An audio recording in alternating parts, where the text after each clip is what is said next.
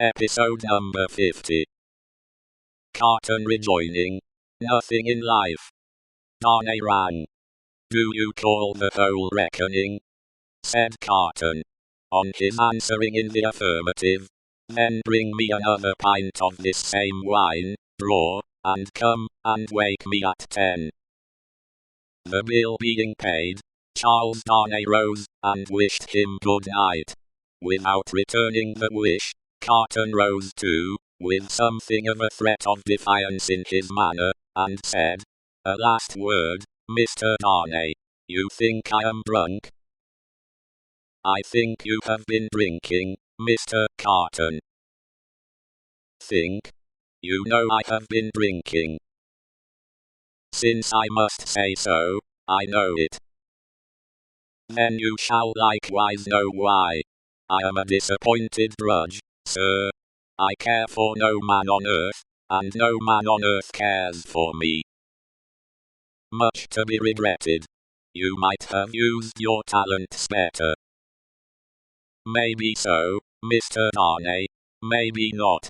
Don't let your sober face elate you, however. You don't know what it may come to. Good night." When he was left alone, this strange being took up a candle, went to a glass that hung against the wall, and surveyed himself minutely in it. "Do you particularly like the man?" he muttered, at his own image. "Why should you particularly like a man who resembles you? There is nothing in you to like, you know that. Ah, confound you. What a change you have made in yourself. A good reason for taking to a man, that he shows you what you have fallen away from, and what you might have been. Change places with him, and would you have been looked at by those blue eyes as he was, and commiserated by that agitated face as he was? Come on, and have it out in plain words. You hate the fellow." He resorted to his pint of wine for consolation, drank it all in a few minutes, and fell asleep on his arms, with his hair straggling over the table, and a long winding sheet in the candle dripping down upon him. The Jackal. Those were drinking days, and most men drank hard.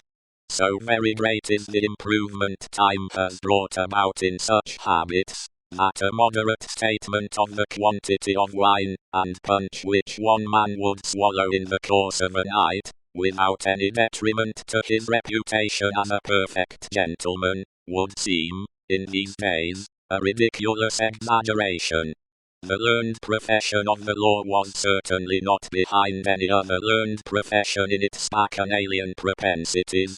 Neither was Mr. Stryver, already fast shouldering his way to a large and lucrative practice, behind his compeers in this particular, any more than in the drier parts of the legal race. A favourite at the Old Bailey, and at the Sessions, Mr. Stryver had begun cautiously to hew away the lower staves of the ladder on which he mounted. Sessions and Old Bailey had now to summon their favourite, specially, to their longing arms, and shouldering itself towards the visage of the Lord Chief Justice in the Court of King's Bench, the florid countenance of Mr. Stryver might be daily seen, bursting out of the bed of wigs, like a great sunflower pushing its way at the sun from among a rank garden full of flaring companions. It had once been noted at the bar, that while Mr. Stryver was a glib man, and an unscrupulous, and a ready, and a bold, he had not that faculty of extracting the essence from a heap of statements, which is among the most striking and necessary of the advocate's accomplishments. But a remarkable improvement came upon him as to this. The more business he got, the greater his power seemed to grow of getting at its pith and marrow, and however late at night he sat carousing with Sydney Carton, he always had his points at his fingers' ends in the morning.